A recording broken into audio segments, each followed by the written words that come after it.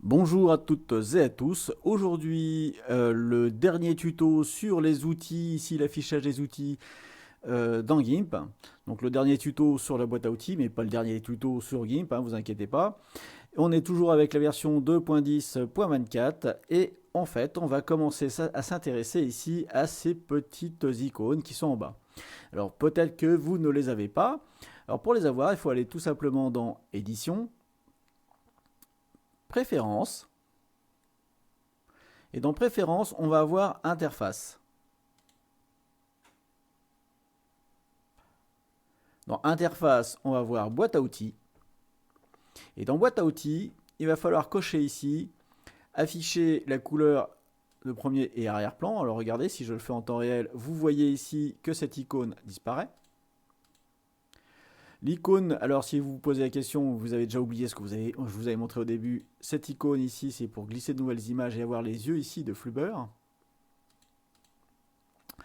Et il va falloir cocher ici celle-ci, brosse, émotif et dégradé. Donc c'est une boîte qui reprend les trois. Et ainsi aussi afficher une image. Voilà, une fois que vous avez ça, on valide et on va pouvoir continuer le cours.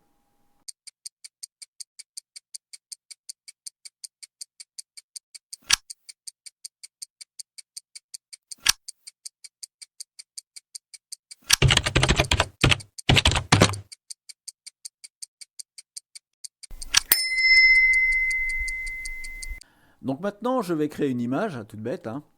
Ici, je vais juste faire de la peinture, du barbouillage. Donc je crée une nouvelle image, je valide ce que j'ai à l'écran. Ici, vous voyez que j'ai une image avec un damier, donc c'est juste transparent. Ça, c'est un réglage. Première chose, si je veux verser une couleur, souvenez-vous, on allait ici dans Outils, Remplissage, et ce remplissage, en fait, prenait la couleur de premier plan qu'on voit ici. Donc je glisse, je clique ici sur le remplissage, et ça me remplissait l'ensemble. Bon, vous avez vu comment ça fonctionne? On va pouvoir maintenant faire ça différemment. On pouvait utiliser aussi un motif et le faire comme ça. Eh bien, on va oublier. Je vais faire un CTRL Z et je vais venir ici prendre ma couleur. Je sélectionne, je clique gauche et je maintiens et je la mets et j'ai maintenant mon remplissage. Je peux faire la même chose avec la couleur d'arrière-plan. Je clique, je glisse et j'ai ma couleur de remplissage. Je peux prendre une sélection, ici rectangulaire. Alors vous voyez qu'on va accélérer drôlement la productivité. Glisser dedans directement ma couleur. Je fais un CTRL SHIFT A, voilà. Je vais prendre une autre sélection ici à main levée, peu importe.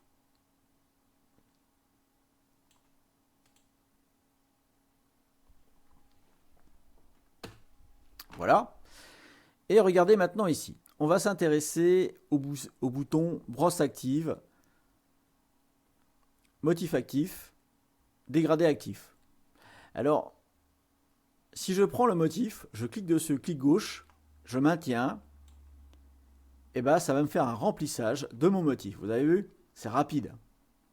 De même que si je prends maintenant ici une autre couleur, on va un petit peu changer les choses, que la couleur d'arrière-plan, j'appuie sur cette petite flèche, je clique dessus et je prends par exemple allez, un noir.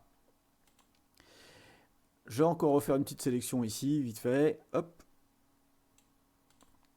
Voilà. Alors, donc pour mon dégradé, j'ai été obligé de le faire. Mais par contre, j'ai ici à l'affichage mon dégradé. Et si je ne connais pas mon dégradé, par exemple, je mets ici dans la boîte à outils, je double-clique dessus, donc je double-clique sur la petite image, et bien je vais pouvoir ici choisir un dégradé directement. Alors il va m'afficher cette fenêtre ici ou en haut, ça dépend un petit peu de ce que vous allez avoir comme interface. Bon, moi j'ai mis là.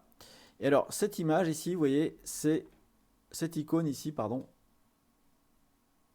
Si je la relâche par là, voilà, c'est l'outil des images, la gestion des images. Je la ferme.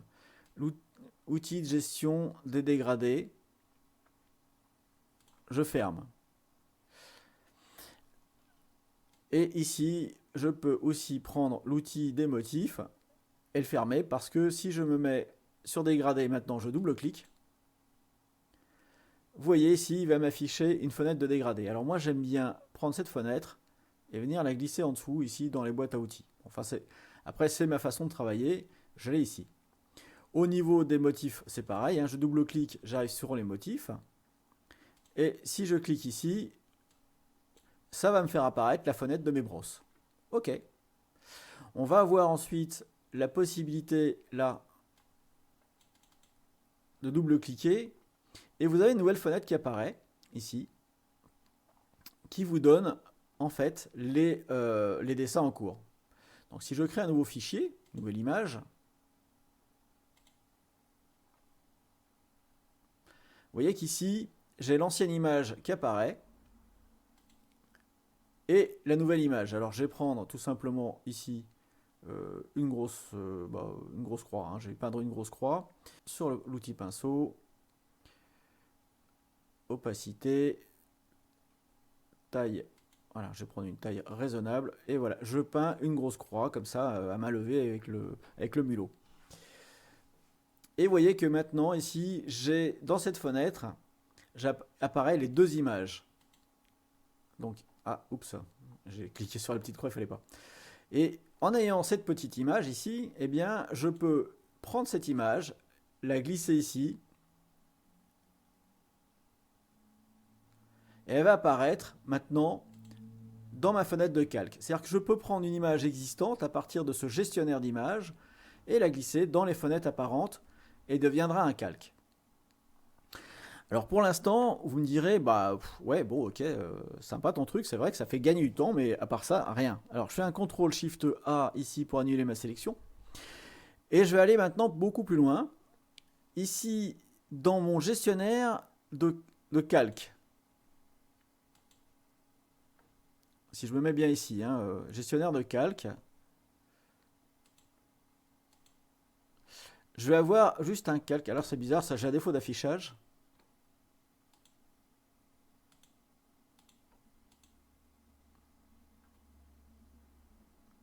Alors je vais fermer cette fenêtre. Voilà, ici, voilà, bon, le défaut d'affichage est disparu. Donc j'avais un défaut d'affichage. Donc vous voyez ici, j'ai donc cette fenêtre derrière, ces différents calques.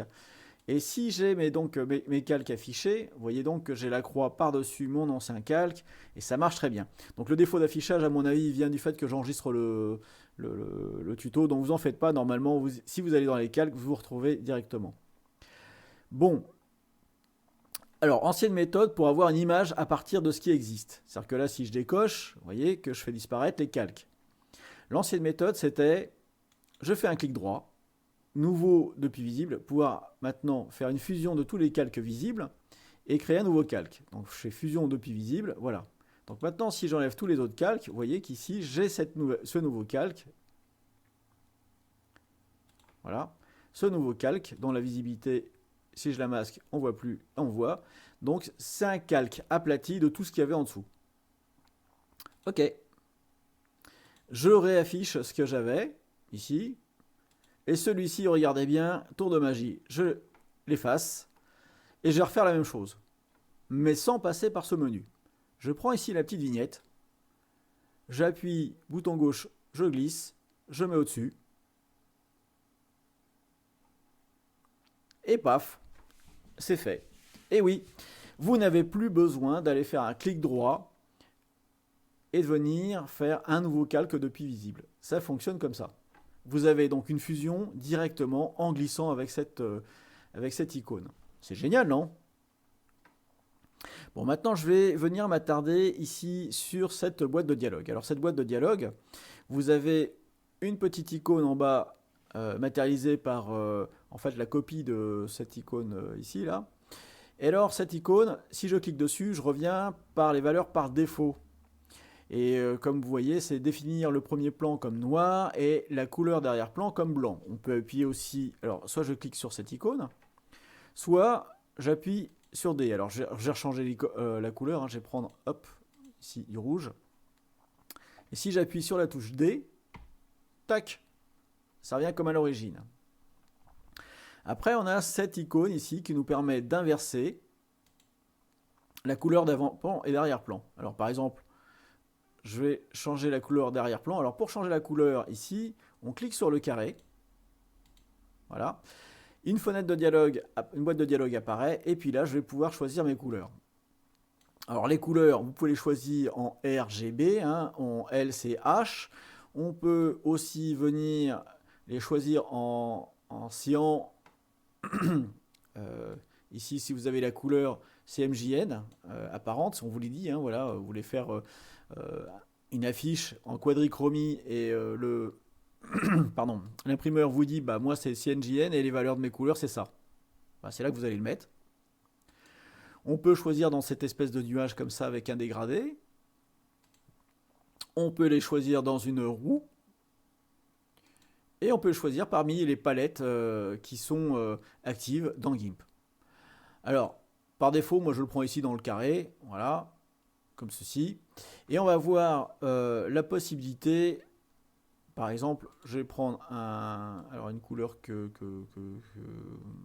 ouais, bah, je crois que je les ai toutes prises. Voilà, je vais prendre ce vert-là, par exemple. Donc là, vous allez avoir ici couleur actuelle à couleur précédente. C'est-à-dire si vous êtes trompé, on peut revenir en cliquant ici sur la couleur précédente. Et là, on va pouvoir aussi rentrer la nouvelle couleur. Vous voyez, sur cette flèche, je prends ici, j'appuie sur la flèche, et vous voyez que la couleur vient de rentrer ici. Ça fait un peu comme si vous glissiez des boîtes de couleurs dans un rayonnage, ça va les pousser. Donc là, c'était l'ancienne. Là, je vais prendre un fuchsia, regardez bien ce qui se passe. Là, j'étais mon vert foncé, mon vert clair d'avant. Je clique ici. Oui, alors s'il faut que je prenne le fuchsia. Je clique ici, et là, vous avez votre fuchsia. Voilà. Vous allez avoir aussi la notation HTML, et vous avez également une pipette qui vous permet de sélectionner n'importe où sur votre fenêtre. Donc moi, par exemple, j'ai sélectionné de l'autre côté, et j'ai mon gris, par exemple, ici. Alors, si je fais ça avec cette boîte de dialogue comme ceci, ouais, par exemple, je vais prendre le joli vert de l'œil de la mascotte, je le glisse dedans et je l'aurai ici. Alors, mine de rien, ici, on a créé une petite palette. Et cette palette, en fait, si je sélectionne maintenant et je fais valider, eh bien, c'est ma couleur d'arrière-plan. Et par exemple, si j'ai travaillé un petit peu sur cette palette, je clique maintenant sur la couleur de premier plan, je peux très bien aller chercher mon fuchsia, ici, sur cette palette. Voilà. Alors maintenant, quand vous êtes en train de peindre, on va pouvoir peindre comme ceci. Appuyez ici pour changer la couleur. Mais il y a plus rapide. Vous allez mémoriser la touche X. Je peins en vert, j'appuie sur X. Et regardez ce qui se passe. En appuyant sur X, ça intervertit. C'est la même fonction que ici le couleur d'avant-plan et d'arrière-plan. Alors, le X ainsi que le D est important. Pourquoi? Alors, je vais faire D pour revenir aux couleurs d'origine. Parce que lorsqu'on va ajouter un masque de calque, et ça je vous en expliquerai un peu plus tard les utilités, le masque de calque, il va me dire que noir c'est transparent, et blanc, ici, ça va être, voilà, je vais mettre ici comme ça vous voyez le damier, et le blanc en fait ça fait réapparaître la couleur. Donc en appuyant sur X, je repeins en noir, en appuyant sur X, je reviens en blanc, donc j'intervertis ici. Alors après, il y a des subtilités dont je vous parlerai plus tard hein, au niveau du masque de calque, mais là n'est pas le sujet. Donc, je résume. Une fois qu'on a cette boîte de dialogue ici, vous allez pouvoir choisir la couleur d'avant-plan, d'arrière-plan, de définir des palettes de dessin, d'intervertir les couleurs d'arrière-plan et d'avant-plan avec la touche X, de revenir par défaut ici avec la touche D, de changer une couleur en cliquant sur cette petite boîte de dialogue et créer une mini palette, de prendre une couleur grâce à la pipette, je ferme. Alors à ne pas confondre avec Krita, Krita on appuie sur CTRL et la pipette fonctionne. Vous voyez ici. Alors ça fonctionne quand vous êtes ici sur la touche brosse. Mais si je suis dans une autre fonction qui n'est pas liée à la brosse, si j'appuie sur CTRL ici, vous voyez, ça fait autre chose. Ça marche plus. Donc la touche CTRL pour changer de couleur et servir de la pipette ne marche que sur les outils brosse ou liés à la brosse. C'est-à-dire une gomme est une brosse.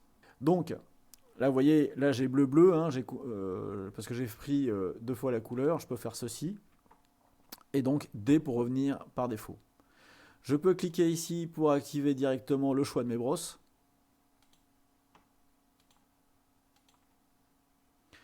Je peux cliquer ici directement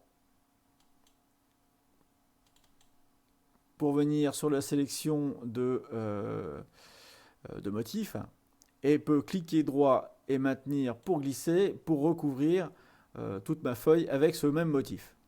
Voyez ? Vous avez ici accès aux dégradés en les choisissant directement. Et finalement, vous avez accès à votre image ici que vous pouvez directement rajouter. Donc ici, dans un sélecteur d'images, si vous avez plusieurs images ouvertes. Et bien sûr, la glisser par-dessus tout, ici, de façon à faire une fusion des calques visibles et le mettre sur le haut de la pile. Ouh, eh ben ça en fait des choses pour une petite boîte. Bon, vous prenez pas la tête, recommencez gentiment ce tuto et essayez surtout, faites-le au même temps que moi. Vous allez voir, c'est pas évident au début, mais ça va drôlement accélérer votre productivité. Allez, je vous fais un gros like, une grosse bise, un bye bye. Si vous n'êtes pas encore abonné à ma chaîne, eh bien, je vous en prie, abonnez-vous, ça me fait plaisir. N'hésitez pas à partager ces vidéos autour de vous, sur vos forums, à vos amis, à tous ceux qui veulent découvrir GIMP. Moi, ça me fait plaisir. Plus il y a de monde, plus il y aura d'émulation dans la communauté GIMP et c'est super sympa. Et puis en attendant, je vous like et vous laisse. Allez, bye bye.